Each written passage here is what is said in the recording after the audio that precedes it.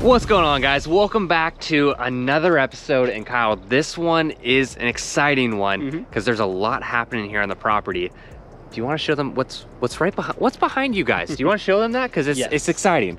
So guys, this is the new perimeter fence. Now this is not the perimeter fence gate. This is temporary, but the fence is up and it's officially the new perimeter fence. So we have the other gates are down and this is fully sealed off. So which is dramatically bigger. Dramatically bigger, yes. But that is a permanent gate for the side gate. But this is going to have a whole new look to it. As you guys can see, these are concrete pillars, concrete foundation in here with a lot of cinder block, and this is going to be built up tremendously. So as you can see, we are getting set for quite the entryway. Do you want to give them any kind of clue of what this is going to be, or do you want to keep this a secret? Because to say this is going to be grand is an understatement. Yes, it could possibly resemble gates from a certain famous movie back in the 90s. With a park. With a park, similar to the creatures that are here. So just that'll be a little clue. I think everyone will get it at that point, but yes, it'll be pretty awesome.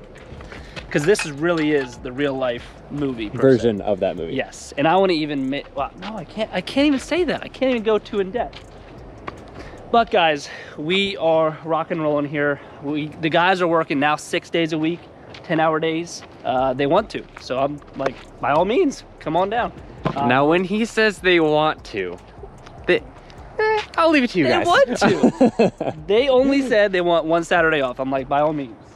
So, actually, I lost a couple guys just because we stopped doing Saturdays last year. So, they definitely love working Saturdays. So, we're still looking to hire more guys just for the construction side of it, just to get it done that much faster. But do you realize how many people are going to message you trying to apply for that job now that you just mentioned that? But yes, so we have a lot of work to do, and we need to get it done in time for hurricane season. Now they're saying hurricane season could be pushed from June 1st to May 15th. So it could get, now we're lost 2 weeks just like that. So you can see here, all these enclosures are pretty much done the sheet pile phase. So we can kind of walk around and see what's what. Man, Kyle, those look super nice. I wonder who put all that in. You got some awesome people working for you. I don't know, but we had to let him go. We let him go last week. Yes, Ryan did help with this, but apparently he moved on to bigger and better things. But I'm still here, guys. Don't worry. I'm still here. Don't let him convince you otherwise. We just gotta film a little later. We got to film a little later. Hence why it's a little darker. Yes. But we'll make it work. We're gonna make it work. We're gonna try to get more videos out for you guys. But walk them through this pond. Yeah. So I mean, we've described it many times before, but now you can kind of see it more of a, more easily just because it's laid out. So this is gonna be the big shallow section. Guys, I hope this all works. I hope all this stuff that I've kind of, seen with my crocodiles, and hope that it works, and my designing phase, but the crocs will tell us right when we put them in. So but this is a shallow section. We're gonna have the middle area built up, so it's kind of like a visual barrier just between those two, and you can see how we push down the sheet pile on either side so they can swim through. It's not gonna be swim through, it's gonna be little pile just a little lower than the water line, so they can kind of roll over it, but this will hold the sand better, because obviously we don't want them to be pushing all the sand out. And then this big area is the deep section. Because this is going to be Cubans, so they dig a lot. Yes, Cubans, American crocs, probably Nile crocs, probably the babies, just because they're growing like weeds. I mean, if we put them over the enclosures over there, they're going to grow out of it in a year, so we might as well just... Do you want to say anything about the exciting news with that American croc, or do you want to wait for that too? We don't know yet. We don't? Okay. We don't know yet. All right. That's speculation. But this is the deep section here. So this will be 5 foot down, because we're gonna put 10-foot sheet pile, so it's gotta be 1-to-1 ratio. 5-foot sheet pile down here, 10-foot sheet pile, 5-foot deep pond, because it gotta be 1-to-1 ratio. But that's plenty for the Cubans. Cubans are a smaller species, especially these girls, the females being smaller, this would be plenty for them. But I smartened up and did it a little deeper over there, ordered all new sheet pile, so it's 12 foot, so then they're 6 foot deep. Because obviously... You still have... Why is that there, Kyle? Get rid of that fence. What is it doing? What fence? The old perimeter Let me fence. show you something. All right. Our boy Christian has been busy. Yeah. Splitting it. So it's all separated now. Okay. So we're getting ready to take this thing down. So that'll be probably, guys, in the next construction update video, this fence will be gone. It's gonna look so different with this fence gone. It is. So we're gonna clean all this out. Guys, I put this fence in, was that 2014? Yeah, so it's been there, what, 7 years, I guess? Wow. Coming up on 7 years. You've had this property a lot longer than I thought you had it for 6 years, 7. Yes, I guess it's like 6.5 years because I put it up. No, I started summer, so we're coming up on it. Anyway, 6.5 years. This is crazy, you know, because, I mean, this was it. This was the start of all this. You know, I went from having Crocs in Pennsylvania, where it was just some tubs in the garage, to this. You know, this was a big undertaking, and now we're taking this down to grow even more. So it's definitely a bittersweet moment. You know, it's exciting because we're growing, but it's a part of the past. So obviously we're starting to set up the enclosures where we have more interactions with the animals inside the enclosures. So with that, I want to definitely be more safety oriented. So we're gonna have a sheep pile along here that separates the enclosures, because this is 2 separate enclosures. Basically right in the center? Yes, and then they're gonna have a back door here to come in the enclosure. Now obviously with that, you're gonna be walking right next to the pond here, which is dangerous, because if you have a 6-foot crocodile, especially Cubans or whatnot, that could launch out of the water, it's not the safest. So we built this up here, just like the other visual barriers.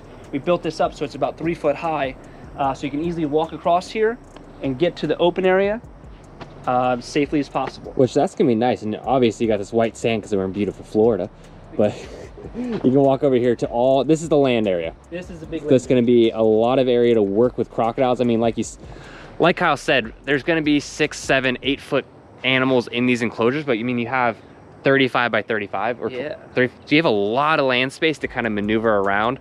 There's gonna be a few different, like probably 3 crocs in there, 3 crocs in here. And they're gonna deal where we put Americans in here, which can easily get 10, 12 That's right. feet. And there's some exciting news, hopefully with the Americans.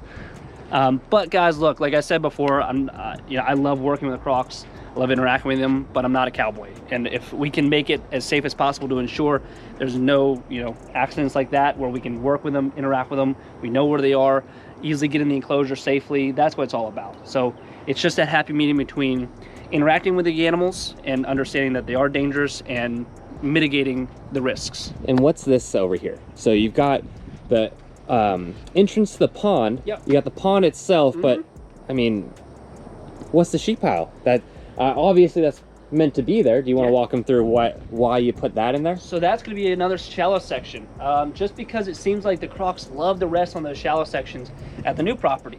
So this is a little isolation area, but with a sheep pile, it just is a pretty sheer drop. So I want to have that just ramp effect where they can hop into the shallow section and then hop up. So they can rest here, they can use it to get up. We can go in there if the water's crystal clear, which it should easily be. We can get in there and work with them and interact with them. And because how deep is this section of the shallow section going to be? Probably going to be 18 inches. So easy to step in, get out of, maneuver. Yep. Again, we want to interact with these animals. We really enjoy it, really see the benefit of, interacting with them and showing the public how smart they are, because, the conditioning and training aspect is not only good for working with them and showing the public how smart they are, but making sure they're healthy. Yeah, exactly. Doing a close health check, because a lot of times the crocodiles will be spooked. They'll shoot in the water long before you can get close to them, and ensure they're not biting each other or have any diseases or scratches or whatnot. But going back to training and conditioning, let's go to another spot where we're training and conditioning another crocodile just to move it. Sweet. Before we hop into that, guys, we're gonna walk over there now, but I just want to step like a little back and give you guys the full scope of these enclosures. So this is just a little shallow pond with a shallow section inside that's kind of isolated. This alone is what most people keep the size crocodiles are gonna be put in here with water inside and land. Now when we walk back over here, this is the entire land area behind me. all back here, about 35 by 35 foot land area with that shallow pond. Next, this is all one enclosure. We're gonna walk over here. We've got another shallow section here with avenues for them to go back and forth to the deep section with a deep section of water and another land area. No, shallow. No, shallow. You change this on me all the time. So another shallow section. You got 1, 2, 3 shallow sections that are dedicated to that, one deep section, and then one like in between section, plus a 35 by 35 foot land area that you don't see a lot of crocodilian keepers giving that much land area. They don't give them what they, I would say, need. A lot of crocodiles, especially yours, have kind of shown us that they spend a lot of time on the land. So giving them the space allows you to work with them safely, but also gives them another element to kind of enrich their lives. Yeah, so sure. I just wanted to get into that and show you kind of the scope, because there's 4 of these, the same size. So also too is the 2 sides there, the walls are not right up against the pond. So they have a 5-foot section of land that they can kind of bask on.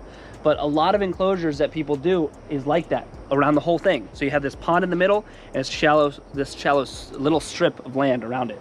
And again, like Ryan said, those new enclosures have showed me that these crocs use every inch of it, no matter how far it is. Guys, I have pictures of the crocodiles on the far edge of those ponds, and that's what, 75 feet, at least 50 to 75 feet at least from the ponds, and they go all the way up to the corner. So guys, they obviously are not afraid to go far from the water, and you know, whether it be in the sun, under a bush, you know, under the trees. So I'm excited to see what these crocodiles teach me in these new ponds. But you know, I'm sure once we do another renovation or another, you know, build, what these crocodiles in here will teach us will be implemented over there. Yeah, so I just wanted to get in that real quick. Let's go see what we're building though, because this is pretty exciting. So as you always saw before, we'd come up here, unlock it, open the gate, and walk in. No more gate. No more gate. Because like I said, that whole new area is the perimeter fence now.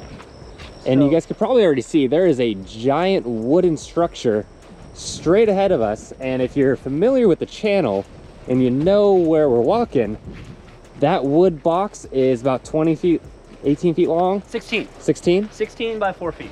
So it's 2 sheets of ply. And so you can imagine what this is for. This is a big giant box for a big giant animal. Yep. Want to walk them through what? Yeah, like we talked about before with training and conditioning.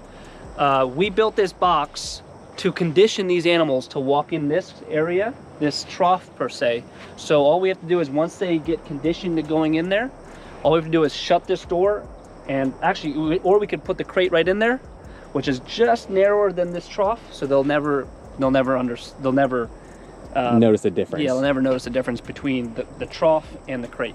And the point of this, guys, is yes, it's time consuming.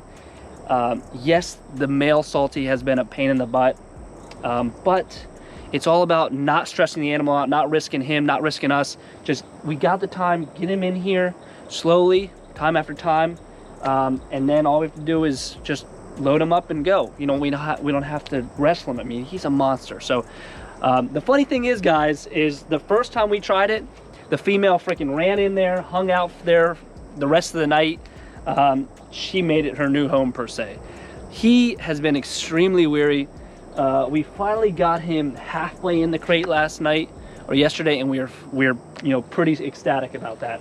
Just because he is, you know, like I always say with the big crocs in the wild, you know, they don't get that big being dumb. So he's definitely a very smart crocodile, very wary, and he knows his territory. He knows this line right here is outside his territory. So once he comes in here, it's a whole new experience where she does not care at all. She'll run right in. So she'll be very easy. But with that, guys, we will move her second, because she just seems to only care about food. She doesn't care where it's coming from, when it's coming from, how it's coming from it.